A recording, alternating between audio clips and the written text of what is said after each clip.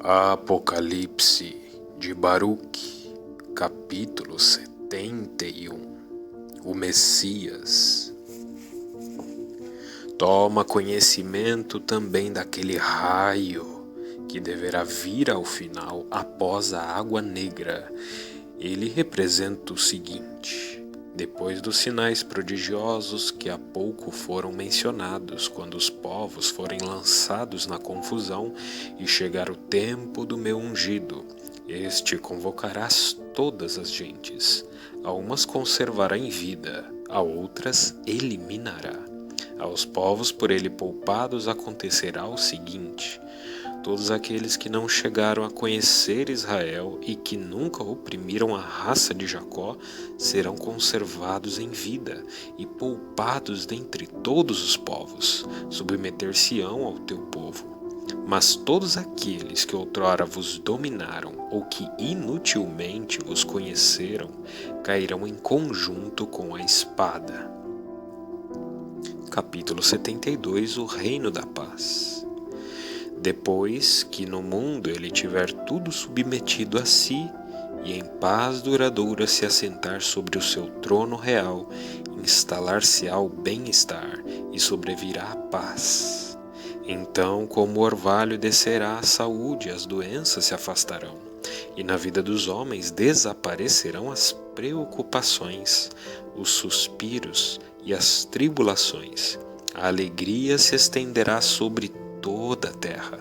Ninguém morrerá antes do seu tempo e nenhuma adversidade ocorrerá repentinamente.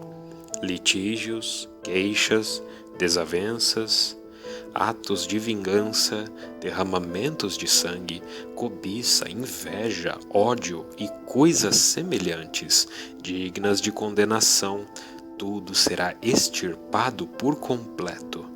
Pois foram essas coisas que encheram o mundo de maldades, e por causa delas é que sobreveio toda a desordem na vida dos homens. Os animais selvagens virão da floresta e colocar-se-ão a serviço dos homens. Serpentes e dragões sairão das suas tocas e deixar-se-ão conduzir pelas crianças. As mulheres não sentirão as dores do parto e não mais se queixarão quando trouxerem ao mundo o fruto do ventre materno. Capítulo 73. Descanso e paz na era do Messias. Naqueles dias os ceifadores não se exaurirão de cansaço, e os que constroem não ficarão escorchados. O trabalho chegará naturalmente ao seu resultado, para aqueles que dele se ocupam com tranquilidade. Aquele tempo significará o fim das coisas efêmeras e o começo das coisas perenes, e o que foi dito será cumprido. E por isso aquele tempo significará o afastamento do mal e a aproximação daqueles que não hão de perecer. Isto foi o clarão do raio que apareceu depois da última água escura. Capítulo 74.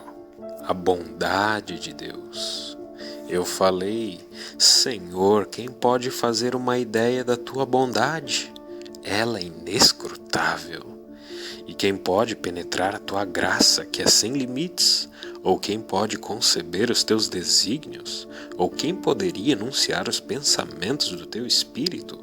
Ou ainda, quem dos nascidos sobre a terra poderia ter esperança de chegar ao seu entendimento?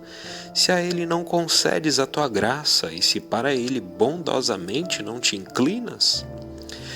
Pois, se não fosses tu que nos concedes a graça aos homens, ela não seria alcançada nem por aqueles que se encontram à tua direita e que foram segregados e destinados a pertencerem àquele número mencionado. Mas se nós, que ainda nos encontramos em vida, sabemos por que viemos, e nós que nos submetemos àquele que do Egito nos trouxe até esta terra, podemos rememorar o passado e alegrar-nos com tudo o que aconteceu. Contudo, se não entendermos e se não reconhecermos o poder daquele que nos conduziu para fora do Egito, então é que ficamos indagando sobre o que agora aconteceu e nos preocupando com a grande dor sobre os eventos atuais. Capítulo 75. Anúncio do arrebatamento de Baruque. Ele falou-me, por ter sido revelado a ti o significado da visão, de acordo com as tuas súplicas. Ouve então a palavra do Altíssimo, a fim de que conheças o futuro que te espera. Com certeza, tu te separarás desta terra, mas não para a morte. Tu serás conservado para o fim dos tempos. Sobe ao topo desta montanha, e todas as regiões desta terra passarão diante dos teus olhos. A forma dos quadrantes do mundo, o cimo dos montes, a baixada dos vales, a profundidade dos mares, a quantidade dos rios. Haverás de ver o que deixas para trás no caminho que vais percorrer. Isso acontecerá daqui a 40 dias. Vai agora nestes dias, instrui o povo na medida do que estiver ao teu alcance, para que ele saiba que não perecerá nos últimos dias. Que ele saiba, enfim, viverá nos dias derradeiros. Capítulo 76. Palavras de exortação de Baruque ao povo. Eu, Baruque, parti daquele lugar e cheguei junto ao povo e reuni desde os maiores até os menores, e falei-lhes: Ó vós, filhos de Israel, prestai atenção. Vede quantos de vós sobraram das 12 tribos de Israel. A vós, porém, bem como aos vossos pais, o Senhor deu acima de todos os povos da lei. Mas, por terem os vossos irmãos transgredido os mandamentos do Altíssimo, ele lançou castigo sobre vós e sobre eles. Assim como não poupou aos primeiros, assim também entregou aos últimos a deportação, e não deixou deles nenhum resto. Agora estais aqui comigo. Se em vossos caminhos andardes com retidão, não precisareis mais exilar-vos, como foram exilados os vossos irmãos.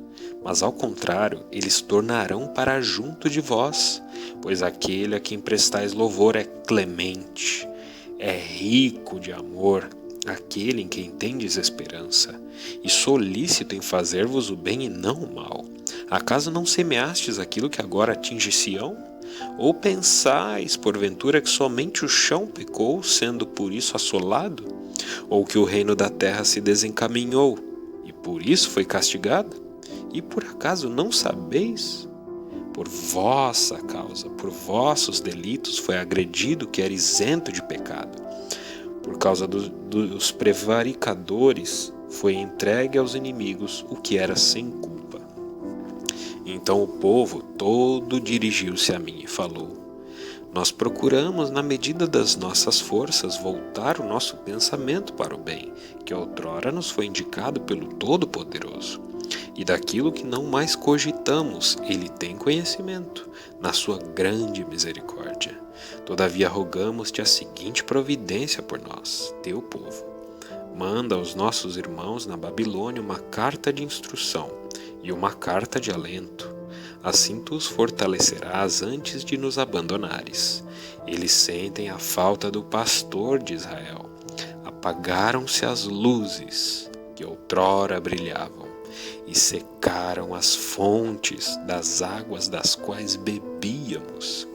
Fomos abandonados na escuridão, na floresta espessa, no deserto, cheios de sede.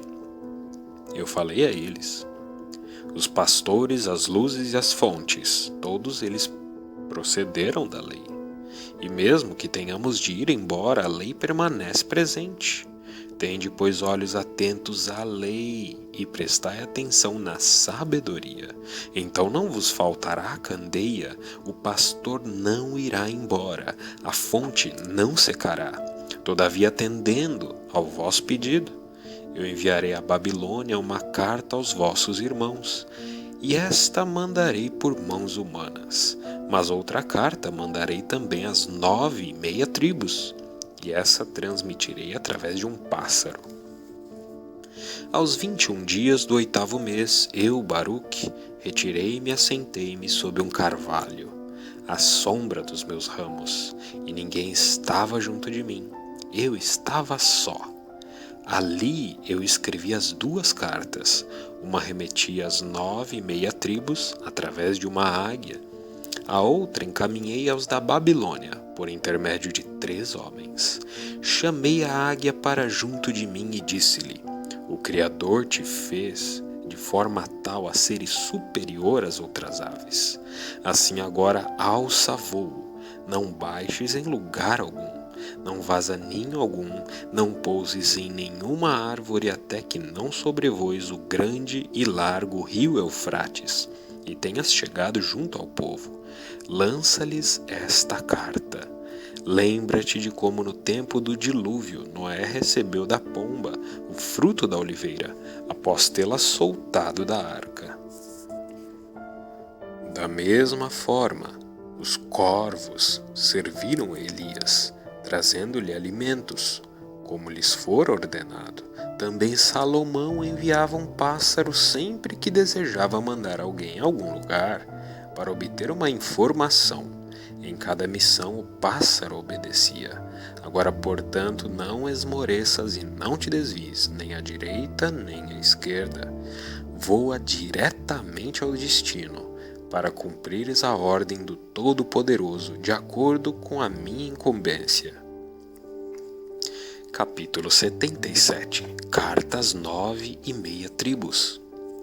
Assim rezava a carta que Baruque, filho de Nerias, enviou às 9,5 tribos que habitavam do outro lado do Eufrates, e tinha o seguinte conteúdo: Baruque, filho de Nerias, assim fala aos irmãos prisioneiros: A graça e a paz estejam convosco, meus irmãos. Eu penso no amor daquele que nos criou e que nos tem amado desde os tempos antigos e que nunca nos desprezou. Mas ele agora nos impõe um terrível castigo. Na verdade, eu sei que nós todos, as 12 tribos, fomos arrastados em um único cativeiro, porque de um mesmo Pai procedemos todos.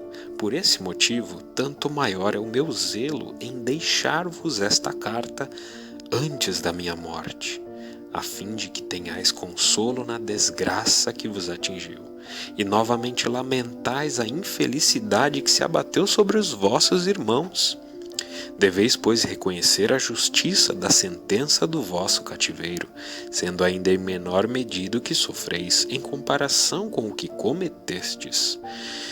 Deveis ser julgados dignos para os tempos últimos dos vossos pais. Considerai, portanto, que estáis padecendo por vossa salvação, para que no fim não serdes julgados e condenados ao sofrimento, mas fortalecidos de firme esperança. Mas antes de tudo é preciso que extirpeis do vosso coração as crenças frívolas e enganosas. Foi por causa delas que tivestes de partir. Se isso puserdes em prática, ele pensará em vós sem cessar. Ele que, por nossa causa, sempre prometeu aos homens que eram outrora melhores do que nós, que nunca iriam esquecer a nossa estirpe, nunca iria deixá-la no abandono, mas ao contrário, na sua misericórdia haveria de reunir novamente os dispersos. Capítulo 78. O cerco de Jerusalém. Pois sabei primeiramente, meus irmãos, o que aconteceu com Sião para merecer dessa forma ser atacada pelo rei da Babilônia, Nabucodonosor. Nós havíamos pecado contra o nosso Criador e não observamos os mandamentos que ele nos deu, mas ainda não nos castigou da forma que merecíamos. O que vos atingiu, nós também tivemos de sofrer. Fomos atingidos igualmente. Capítulo 79. A tomada de Jerusalém. Agora, meus irmãos, eu vos dou notícias. Os inimigos já haviam sitiado a cidade, quando então pelo Altíssimo foram mandados anjos, os quais aniquilaram os contrafortes da sólida muralha e puseram abaixo as potentes fortalezas angulares de ferro. De outra forma não poderiam ter sido abatidas. Em contrapartida, eles esconderam alguns dos vasos sagrados, para que não fossem profanados pelos inimigos. Então aos inimigos eles entregaram a muralha arrasada, a casa espoliada, o templo incendiado. Junto com o povo, tudo ficou arrasado, para que o inimigo não pudesse jactar-se, dizendo: na batalha chegamos a devastar o próprio templo do Altíssimo. E eles acorrentaram os vossos irmãos e os deportaram para a Babilônia, e lá os acamparam. E nós aqui restamos em número bem pequeno. É essa a tribulação sobre a qual eu desejei agora escrever-vos. Eu sei, em verdade, que as tribulações dos habitantes de Sião vos trazem consolo. Mas vós deveis saber que elas são bem maiores do que as vossas de outrora, quando fostes obrigados a abandonar Sião. Capítulo 80. Consolo de Sião. Ouvi agora as palavras de consolo que vos tenho a dizer. Eu lamentava por Sião e supliquei clemência ao Altíssimo com as seguintes palavras: quanto tempo durará esta aflição? Essas desgraças nos oprimirão para sempre? E o Todo-Poderoso, o Altíssimo, agiu segundo a sua grande indulgência, na plenitude da sua misericórdia. Ele revelou-me uma palavra que serviu-me de consolo e mostrou-me visões para que eu não mais me lamentasse. Anunciou-me os segredos dos tempos futuros e deu-me a conhecer a sua vinda.